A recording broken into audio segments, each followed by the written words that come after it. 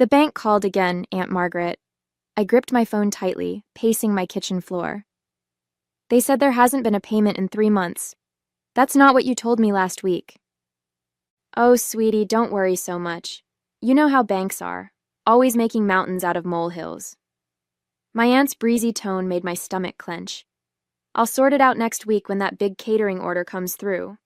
My name is Emily, and at 29, I was watching my perfect credit score crumble because I'd made the mistake of trusting family. 8 months ago, my Aunt Margaret had swept into my life with dreams of opening a bakery, complete with Pinterest boards and promises of becoming the next great success story in our small town. "You're the only one who really understands business, Emily," she'd said over coffee that day, spreading out her elaborate plans. "The banks just don't see the vision. But you do, don't you? You've always been the smart one in the family." Now, standing in my kitchen surrounded by past due notices, those words felt less like praise and more like calculated manipulation. "That catering order fell through weeks ago," I said. "The client told me himself when I ran into him at the grocery store. Why are you lying to me?" The silence on the other end lasted just a beat too long. "Well, there are other orders coming, and anyway, didn't you say you got a bonus at work? Maybe you could help out just this once." "No." My voice shook. "That's not what co-signing means, Aunt Margaret. You promised you'd handle the payments. You showed me a business plan. You swore you'd be responsible." "I am being responsible. Do you know how hard it is running a business? Of course there are going to be some bumps along the way. I thought you'd understand that, being an accountant." I walked to my home office, pulling up the online banking app I'd finally convinced her to let me access. What I saw made my blood run cold. "Are the Louis Vuitton charges part of those bumps, Aunt Margaret? Or the 3-day spa retreat? Because I'm looking at the business account right now, and there's an awful lot of personal spending here." "Those were networking opportunities. You have to spend money to make money, Emily. Honestly, for someone so smart, you can be very small-minded about business." I stared at the screen, at the long list of expenditures that had nothing to do with running a bakery. All while I'd been getting increasingly panicked calls from the bank about missed loan payments. The signs had been there from the beginning, if I'd only let myself see them. When Aunt Margaret first approached me with her bakery plan, she'd spun a perfect story. She'd already found the perfect location, she said.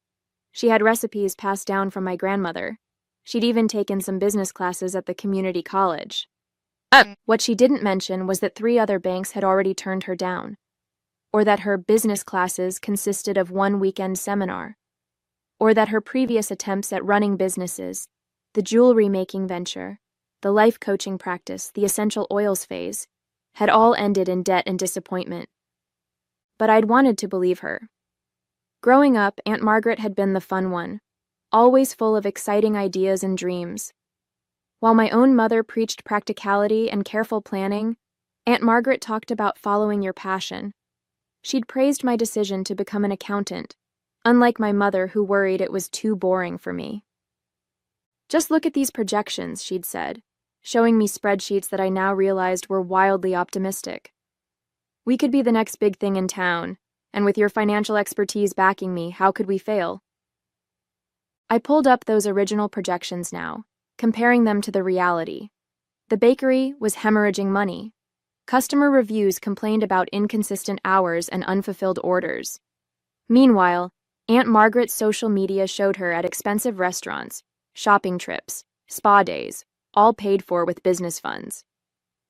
My phone buzzed with a text from my cousin Sarah. "Have you talked to Mom lately? She's telling everyone you pressured her into taking that loan. Says you insisted on co-signing because you wanted to control her business." I nearly dropped my phone. Me? Pressure her? I remembered how she'd shown up at my house 3 times in 1 week, how she'd called crying about her dreams being crushed, how she'd told me I was her only hope. Another text from Sarah. "She's really playing up the victim angle. Says you're threatening her now, being a ruthless businesswoman instead of family." The betrayal hit me like a physical blow. Not just the lying, not just the misused money, but this deliberate twisting of the truth. Aunt Margaret was trying to destroy my reputation to save her own. I looked around my home office at the careful order I maintained in my life. My color-coded files, my organized desk, my clear plans for the future, all of it now threatened by my aunt's chaos and lies. I spent that evening documenting everything. Every email where Aunt Margaret had begged me to co-sign, every promise of responsible management, every bank notice about missed payments. I downloaded statements showing her personal purchases with business funds, designer clothes, spa treatments, weekend getaways that had nothing to do with running a bakery. The deeper I dug, the worse it got. She hadn't been paying vendors either. Local suppliers had stopped delivering because of bounced checks. The rent on the bakery space was 2 months behind. She'd even taken out additional credit cards in the business's name, maxing them out on personal expenses. My cousin Sarah kept forwarding me messages from family members. Poor Margaret, Emily's being so harsh about a few late payments. She's always been a bit cold about money matters. Family should help family without all these demands. The last one made me laugh bitterly. Family should help family. Isn't that exactly what I'd done? I'd put my own financial future on the line to help Aunt Margaret's dream. And how had she repaid that trust? My phone rang. My mother this time. "Emily, honey, maybe you could be a little more understanding," she started. "Your aunt's always been more of a creative spirit. She's not good with numbers like you are." "She's good enough with numbers to hide her personal shopping and the business expenses," I replied, "and good enough to know exactly how to play the victim when she gets caught." "She says you've been threatening her with lawyers." "I haven't said anything about lawyers yet, Mom, but maybe I should." The silence on the other end was heavy. "Yet? Emily, you can't be serious. She's family." "Yes, she is, which makes her betrayal even worse." After hanging up, I opened my laptop and started researching business loan liability and fraud. The more I read, the clearer it became. This wasn't just about missed payments anymore. What Aunt Margaret was doing was illegal. Using business loans for personal expenses, lying to creditors, potentially committing credit card fraud. I'd spent my whole career building a reputation for integrity and financial responsibility. I wouldn't let her destroy that. Not with her lies, not with her manipulation, not with her creative spirit excuse. My hands shook as I drafted an email to a lawyer my firm often worked with. This would change everything. My relationship with Aunt Margaret, my standing in the family, the comfortable fiction we'd all maintained about her entrepreneurial spirit. But as I looked at the mounting evidence of her deception, I knew I had no choice. Sometimes protecting yourself means being the bad guy in someone else's story. Part 2, Segment 1, 500 words. The meeting with the lawyer confirmed my worst fears. Not only was I liable for the loan payments, but Aunt Margaret's misuse of business funds could potentially lead to criminal charges. The lawyer laid out my options, none of them pleasant. "First, we send a formal demand letter," she explained. "We detail the misuse of funds and give her 30 days to begin repayment. If she doesn't comply, we can file for a civil suit and report the credit card fraud to the authorities." "Will that protect me from the loan liability?" "It can help. If we can prove she deliberately misled you and misused the funds, we might be able to get your name removed from the loan. But it won't be easy. Or quiet." As if on cue, my phone buzzed with another family message. Aunt Margaret had posted a long social media update about betrayal and family members who care more about money than relationships. She didn't name me directly, but everyone knew who she meant. I forwarded the post to my lawyer. Add defamation to the list. That afternoon, I visited the bakery unannounced. The "Gone to Lunch" sign had been up for 3 days, according to neighboring businesses. Inside, through the windows, I could see unswept floors and empty display cases. A pile of mail sat untouched by the door. "She hasn't been in much lately," the owner of the neighboring coffee shop told me. "But we see her car at the country club all the time. Guess that's where she does her business meetings." And I thought about all the times Aunt Margaret had talked about her networking events and client meetings. How many of those had really been social outings, paid for with business funds, with my co-signed loan? My phone rang, Aunt Margaret's number. I let it go to voicemail, then played the message. Emily, darling, I hear you've been talking to lawyers. That's not very family-oriented of you.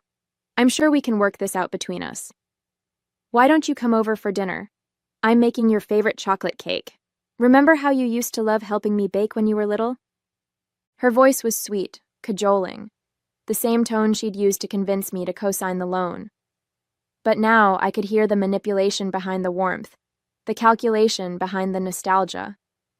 I texted back a single message. All communication needs to go through my lawyer from now on. Then I blocked her number. The demand letter hit Aunt Margaret like a bomb. Within hours, the entire family was in chaos. My mother called in tears, begging me to reconsider. My cousins bombarded me with texts, some angry, some concerned. Even my grandmother got involved, though she surprised everyone by taking my side. Margaret's been getting away with this behavior for too long, she said during our weekly lunch. Remember that time she borrowed my wedding ring for a photo shoot and pawned it instead? The family covered that up too. I hadn't known about the ring, or about the maxed-out credit cards in my uncle's name that my grandmother mentioned next, or about the borrowed car she'd sold without permission. Each story revealed a pattern I'd been too blind to see. The next day, Aunt Margaret launched her counterattack. She sent a mass email to the entire family, including distant relatives and family friends. In it, she painted herself as the victim of my corporate greed and lack of family loyalty. I only wanted to share my mother's recipes with the world, she wrote. Emily pressured me into taking out that huge loan, insisting we needed the most expensive equipment and the fanciest location. Now she's threatening me with lawyers because the economy is a bit slow. I forwarded the email to my lawyer, then sent my own reply all with bank statements attached. $3,000 at a luxury spa resort, $2,500 at designer boutiques, $5,000 for a business retreat that was actually a vacation in Miami. Dozens of restaurant charges at places nowhere near the bakery. Monthly country club dues. This is how Aunt Margaret spent the business loan, I wrote. Not on equipment, not on ingredients, not on my grandmother's recipes. Check the dates. All while she was missing loan payments and telling suppliers she couldn't pay them. The response was immediate. Some relatives doubled down on supporting Aunt Margaret, claiming I was airing dirty laundry. But others started reaching out privately, sharing their own stories of her financial manipulations. She borrowed $10,000 from me last year, one cousin wrote. Said it was for bakery supplies. I had no idea you'd co-signed a loan. She told me the banks were fully funding it. She tried to get me to co-sign first, another relative admitted. I said no, and she told everyone I was jealous of her success. My lawyer called that afternoon. Your aunt's lawyer reached out. They want to discuss a settlement. She has a lawyer? Her third one, apparently. The other two dropped her when they saw the financial records. The settlement meeting was set for a local coffee shop, neutral territory. Aunt Margaret arrived late, of course, wearing designer clothes that probably cost more than the bakery's monthly rent. Her lawyer looked tired before we even started. Here's our proposal, my lawyer began. Ms. Emily will agree not to press criminal charges for the credit card fraud if Mrs. Margaret agrees to the following conditions. First, she'll sign a confession of judgment for the full amount of misused funds. Second, she'll make a public statement correcting her false allegations. Third, she'll surrender the bakery's assets to help repay the loan. Aunt Margaret's perfectly lined eyes widened. Criminal charges? But it was my business. I had the right to spend business loan money on personal luxuries? No, you didn't, her lawyer cut in. Mrs. Margaret, as I explained before, that's fraud. But Emily agreed to help me. She knew I needed... I agreed to co-sign a business loan, I interrupted. Not to fund your shopping sprees and spa days. Her face crumpled into familiar tears. I'd seen this performance before, at family gatherings, when bills came due, when she needed favors. But this time it didn't move me.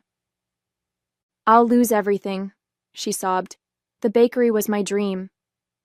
The bakery was your excuse, I corrected. Your dream was spending money you didn't have, and I'm done financing it. Her lawyer pushed a tissue box toward her. Mrs. Margaret, I strongly advise you to accept this offer.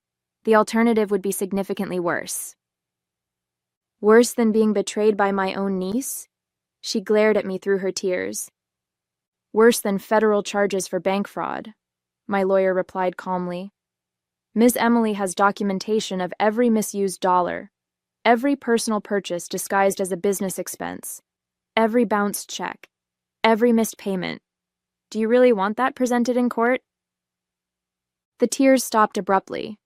Aunt Margaret's face shifted from wounded victim to calculated assessment. I recognized that look. She was weighing her options, just like she had when she'd first decided to target me for the co-signing. I'll need time to consider. You have until tomorrow, my lawyer said. After that, we proceed with criminal charges. As we left the coffee shop, I heard Aunt Margaret on the phone with my mother, already spinning a new version of events. But this time, her words couldn't touch me. I had evidence, I had truth, and most importantly, I had finally found my backbone. Aunt Margaret signed the settlement agreement the next day. Her lawyer practically pushed her hand to the paper, knowing it was her best option. Within a week, she posted the required public statement on social media, though she managed to make even her confession sound like martyrdom. Due to recent misunderstandings, I need to correct some statements about my niece Emily's involvement in the bakery. She did not pressure me into taking the loan, and any suggestions otherwise were incorrect. Additionally, I acknowledge that certain business funds were misused for personal expenses. The family reaction was split. Some relatives finally saw through her act, especially after more stories of her financial manipulations came to light. Others chose to believe her new narrative, that she was being noble by taking responsibility, that she was sacrificing herself to protect family peace. My mother struggled the most. She kept trying to find middle ground where none existed. Couldn't you have handled it more quietly? She asked during our weekly lunch. The whole town is talking. The whole town was already talking, Mom. Aunt Margaret made sure of that when she spread lies about me. She's still your aunt, and she's having such a hard time now. She had to cancel her country club membership. I pulled out my phone and showed her the latest credit card statement Aunt Margaret had tried to hide. Look at these charges, Mom. All while she was missing loan payments that affected my credit score. All while she was telling everyone I forced her into debt.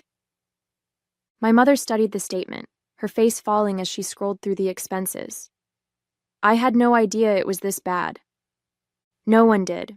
That's how she operates. She counts on family loyalty to cover her tracks. The bakery's assets were sold to cover part of the debt. It wasn't much. Most of the equipment was leased, and suppliers had already reclaimed a lot of their stock. But it was something. Aunt Margaret would be paying me back for years, with the confession of judgment hanging over her head to ensure compliance. The hardest part was dealing with the flying monkeys. Relatives and family friends who kept trying to make me feel guilty about destroying Aunt Margaret's dream. They didn't want to hear about the fraud or the misused funds. They just saw a niece who had turned against her aunt. But others started coming forward with their own stories. My cousin Tom revealed how Aunt Margaret had borrowed his inheritance money, promising to double it with investments that never materialized. My uncle confessed she'd taken out credit cards in his name during their marriage. Even my grandmother admitted there were more missing pieces of jewelry than just the wedding ring. You're the first one to stand up to her properly, my grandmother said. The first one to make her face consequences. Nope. My lawyer called with updates about the repayment schedule. Your aunt tried to negotiate lower monthly payments, she said. Claimed she couldn't afford the agreed amount. Let me guess, while wearing designer clothes and carrying a new handbag? Exactly. Don't worry, we shut that down fast. The confession of judgment means we can seize assets if she defaults. 6 months later, the bakery space had been taken over by a young couple who actually knew how to run a business. They kept some of grandmother's recipes on the menu as a courtesy, though they politely declined when Aunt Margaret tried to insert herself as a consultant. The family dynamics had shifted permanently. Holiday gatherings were smaller now, with clear divisions between those who understood my actions and those who still supported Aunt Margaret. My mother finally stopped trying to broker peace when she discovered Aunt Margaret had been borrowing money from her friends, using my mother's name as a reference. She told them I'd guarantee the loans, my mother said, shocked. If you hadn't exposed her pattern, I might have felt obligated to cover those debts too. The repayments were steady, if not graceful. Each month, Aunt Margaret made a show of how difficult it was to send the money, posting cryptic social media messages about sacrifices and family obligations. But her designer outfits and luxury car told a different story. She'd simply found new sources to fund her lifestyle. My cousin Sarah kept me updated on Aunt Margaret's latest schemes. She'd started a life coaching business, targeting wealthy divorcees with promises of financial freedom and entrepreneurial success. The irony was almost too much. Should we warn them? Sarah asked. They can Google her name, I replied. The articles about the bakery fraud are still online. If they choose not to do their research, that's on them. My own life had improved surprisingly. Without the stress of covering for Aunt Margaret's mismanagement, my work performance soared. I made partner at my accounting firm, specializing in fraud prevention. Sometimes I used my own experience as a cautionary tale for clients. Blood ties don't make someone trustworthy, I'd tell them. Sometimes they make us ignore red flags we'd never accept from strangers. The family friend network slowly rebuilt itself along new lines. Those who'd enabled Aunt Margaret's behavior for years found themselves excluded from social circles that had grown tired of being hit up for loans and investment opportunities. Meanwhile, I developed closer relationships with relatives who appreciated honesty and responsibility. My grandmother hosted a small dinner party to celebrate my promotion. Looking around the table at the family members who'd stood by me, I realized something important. Family loyalty shouldn't require self-sacrifice. Real family supports growth and responsibility, not endless enabling of bad behavior. I wish I'd had your courage years ago, my grandmother said, squeezing my hand. Think of all the heartache we could have avoided if someone had stood up to Margaret sooner. A year after the settlement, I received an unexpected package. Inside was a worn, leather-bound notebook, my grandmother's original recipe book that had gone missing from the bakery. An anonymous note said it had been rescued before Aunt Margaret could sell it. The recipes brought back memories of childhood baking sessions, before I understood about manipulation and financial fraud. Back when Aunt Margaret was just my fun, creative aunt, who let me lick the spoons and didn't worry about measuring cups. My mother called that evening with news. Aunt Margaret was moving across the country. She'd found a wonderful opportunity in California, though nobody quite knew what it was. The family's reaction was telling. Instead of the usual excitement about her latest venture, there was only quiet relief. She asked to borrow money for the move, my mother admitted. For the first time in my life, I said no. It felt strange, but good. I ran my fingers over my grandmother's handwritten recipes, thinking about inheritance and legacy. Aunt Margaret had always claimed she wanted to honor our family's baking tradition, but real honor isn't about grand gestures and borrowed money. It's about respect, responsibility, and truth. The notebook now sits on my kitchen shelf. Sometimes I bake from it, measuring carefully, following the instructions exactly. There's something satisfying about doing things the right way, even if it's not as flashy as Aunt Margaret's dreams. It's a reminder that some things, trust, reputation, family bonds, have to be earned properly, not bought with borrowed money and broken promises. During the holidays that year, our smaller family gathering felt more authentic than the grand parties of the past. My mother baked cookies using grandmother's recipe book, measuring each ingredient precisely, a small but significant change from Aunt Margaret's creative approach to following instructions. Word from California trickled back through the family grapevine. Aunt Margaret had already launched and abandoned 2 new business ventures, but her posts still showed shopping sprees and luxury hotels. Some relatives still sent her money, despite everything they'd learned. Old habits die hard, I suppose, but the important things had changed. My mother now called me for financial advice instead of guilt trips.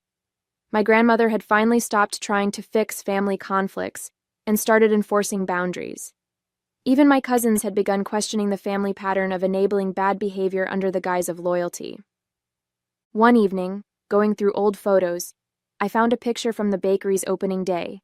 Aunt Margaret beaming at the camera, me standing beside her, both of us full of hope for what the business could become. The photo should have made me sad, but instead I felt strangely grateful. That failed bakery had taught me priceless lessons about trust, boundaries, and the true meaning of family loyalty. Sometimes the most loving thing you can do for family is hold them accountable. Sometimes the strongest relationships are forged not by blind support, but by honest confrontation. I put the photo away, but not before noticing something I'd missed before. Even then, on day one, Aunt Margaret had been wearing a designer watch she couldn't afford. Some people never change, but that doesn't mean we have to enable them.